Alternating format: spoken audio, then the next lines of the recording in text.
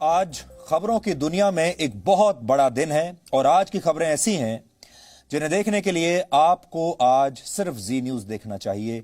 आज का दिन सिर्फ जी न्यूज देखने का दिन है क्योंकि आज देश के टुकड़े टुकड़े और सबूत गैंग के लिए बहुत बुरा दिन है, क्योंकि आज पहली बार पाकिस्तान की तरफ से दो ऐसे बड़े कबूलनामे आए हैं जिन्हें सुनने के बाद देश का सबूत गैंग आज रात सो नहीं पाएगा, उन्हें नींद नहीं आएगी।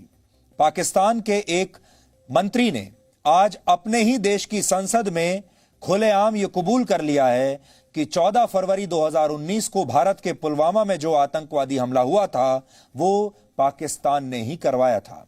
पाकिस्तान के साइंस एंड टेक्नोलॉजी मंत्री फवाद चौधरी ने आज पाकिस्तान की संसद में यह कहा कि पुलवामा हमला सिर्फ पाकिस्तान की सरकार के लिए नहीं बल्कि पूरे पाकिस्तान के लोगों के लिए एक बहुत बड़ी कामयाबी था। हमारे देश के कुछ नेता भले ही आज भी पुलवामा हमले में पाकिस्तान का हाथ होने की बात स्वीकार न करते हों, लेकिन इस हमले के 20 महीने के बाद पाकिस्तान ने आखिरकार अपना गुनाह अपने आप कबूल कर लिया।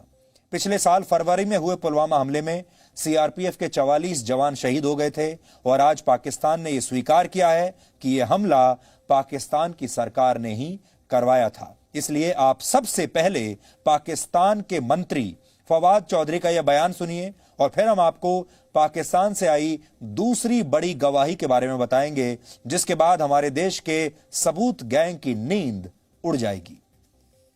सादिक साहब ने कल यहां पर बात की, कह रहे थे, पहली बात तो यह है, मुझे तो समझ नहीं आती, अगर आप एक रियासत की एक एक्टिविटी में आपको इज्जत दी गई, आपको शामिल किया गया, आप असेंबली के फ्लोर के ऊपर आप बातें कर रहे हैं और फिर झूठ इतने एतमाद से बोल रहे हैं कि झूठा शख्स भी क्या बात करेगा। जिस एतमाद से उन्होंने आके ये बातें की यहां पर कि स्पीकर जनाब शाह महमूद कुरैशी साहब की टांगें कांप रही थी, कह रहे थे हिंदुस्तान हमला कर रहा है। हमने हिंदुस्तान को घुस के मारा है जनाब स्पीकर वहां पे। और पुलवामा में जो कामयाबी है, पुलवामा में जो हमारी कामयाबी है, वो इमरान खान की क़यादत में इस कौम की कामयाबी है। उसके हिस्सेदार आप भी सब हैं, उसके हिस्सेदार हम भी सब हैं।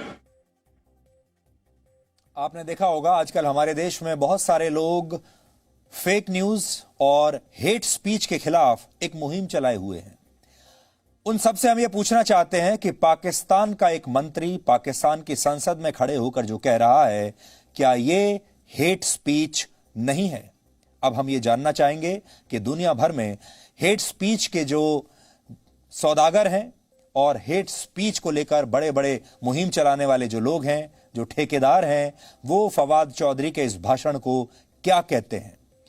फवाद चौधरी पाकिस्तान की एक विपक्षी पार्टी के सांसद अयाज सादिक के उस बयान का जवाब दे रहे थे जिसमें अयाज सादिक ने यह दावा किया था कि जब भारत की वायुसेना के विंग कमांडर अभिनंदन वर्धमान को पाकिस्तान में हिरासत में ले लिया गया था, तब पाकिस्तान के सेना प्रमुख जनरल कमर जावेद बाजवा ने पाकिस्तान की पीपीपी और पीएमएल-एन जैसी पार्टियों के नेताओं के साथ एक बैठक की थी और जब जनरल बाजवा मीटिंग रूम में इस बैठक के लिए पहुंचे तो भारत के कड़े रुख की वजह से उनके पैर कांप रहे थे। फिर से आप सुन लीजिए, पाकिस्तान के एक सांसद का यह कहना है कि पाकिस्तान के आर्मी चीफ जनरल बाजवा के पैर कांप रहे थे डर के मारे और वो पसीना पसीना हो रहे थे।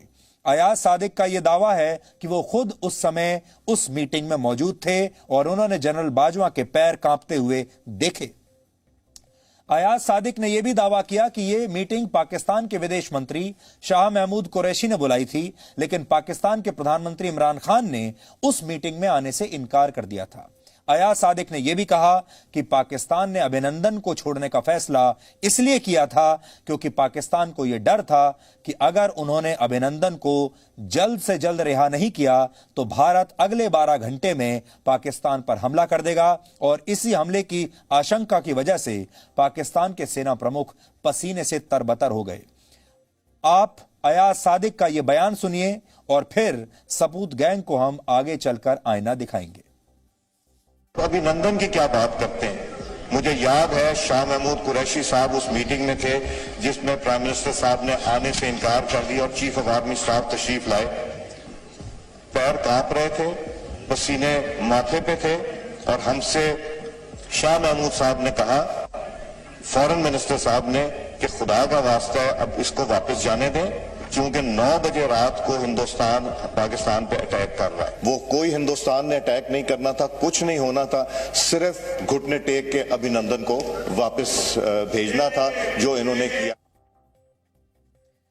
ये हमारे देश का कोई नेता नहीं कह रहा है, ये पाकिस्तान का एक सांसद कह रहा है। और अयाज सादिक, जिन्हें अभी आपने देखा, ये पाकिस्तान के कोई छोटे मोटे नेता नहीं है, बल्कि ये वर्ष 2013 के चुनाव में पाकिस्तान के वर्तमान प्रधानमंत्री इमरान खान को हरा चुके हैं।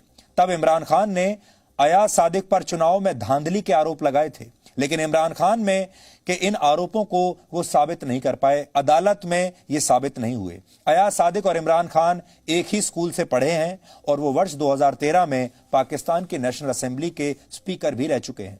अयाज सादिक पाकिस्तान के पूर्व प्रधानमंत्री नवाज शरीफ के सबसे भरोसेमंद नेताओं में से एक हैं और उन्हें नवाज शरीफ का करीबी माना जाता है।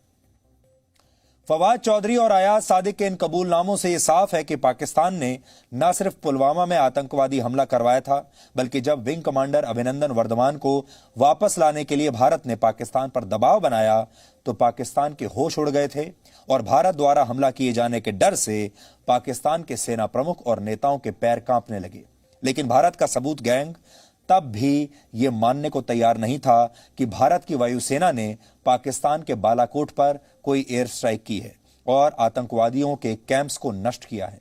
जिस समय भारत ने बालाकोट पर एयर स्ट्राइक की थी और विंग कमांडर अभिनंदन को सुरक्षित वापस लाने के लिए कूटनीतिक अभियान चलाया था, उस समय भारत के वायुसेना प्रमुख air chief marshal BS Dhanoa थे। उन्होंने भी आज पाकिस्तान के इस कबूलनामे पर अपनी प्रतिक्रिया दी है और कहा है, उस समय भारत की वायुसेना पाकिस्तान की फॉरवर्ड पोस्ट को नष्ट करने के लिए बिल्कुल तैयार थी। अगर वो 27 फरवरी को हमारे फॉरवर्ड लोकेशंस पे उनकी बॉम्बिंग सक्सेसफुल होती तो शायद पाकिस्तान ऑक्यूपाइड कश्मीर में ही हम उनके फॉरवर्ड ब्रिगेड को खत्म कर देते, या सरकार पे डिपेंड करता है। सरकार कहेगी कि नहीं पूरी फुल स्केल करो तो फुल स्केल कर देते हैं। इतने शॉर्ट पीरियड में इंडियन गवर्नमेंट इतना प्रेशर उन पे ऊपर डाल पाई कि उनको मजबूर कर दिया कि इतनी जल्दी रिलीज कर दो, तो ये तो it is a high point. लेकिन हमारे देश का सबूत गैंग ये मानने के लिए तैयार नहीं था कि भारत ने पाकिस्तान को कोई सबक सिखाया है।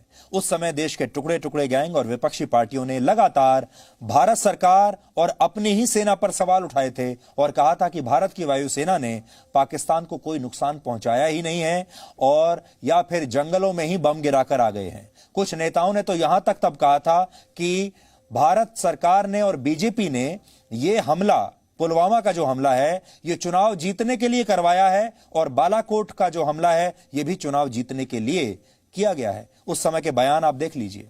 लेकिन आज खुद पाकिस्तान के ने इन लोगों को शर्मिंदा कर दिया है और अब जब अगली बार भारत की सेना चीन या पाकिस्तान के खिलाफ कोई पराक्रम दिखाएगी तो इन लोगों को ऐसे बयान देने से पहले 100 बार सोचना होगा। और इसीलिए हमने आपको कहा कि आज हमारे देश का सबूत गैंग बहुत दुखी होगा।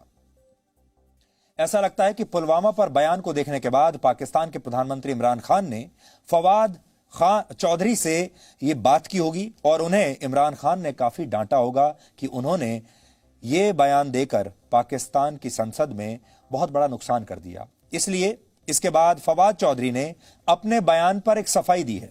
उन्होंने कहा है कि उनकी बातों का गलत मतलब निकाला गया है और वो आतंकवाद की निंदा करते हैं। यह नया बयान है पाकिस्तान के उसी मंत्री का जिसने आज संसद में यह बयान देकर कबूल किया था। पाकिस्तान ने अपना झूठ तो कबूल कर लिया, लेकिन हमारे देश में कई लोग ऐसे हैं जिन्हें सच बहुत परेशान करता है। हम खबरों के जरिए आप तक सच पहुंचाते हैं। हमारी यही कोशिश बहुत सारे लोगों को चुभती है, बुरी लगती है। Presenting B News app available on Google Play and App Store. Download it now.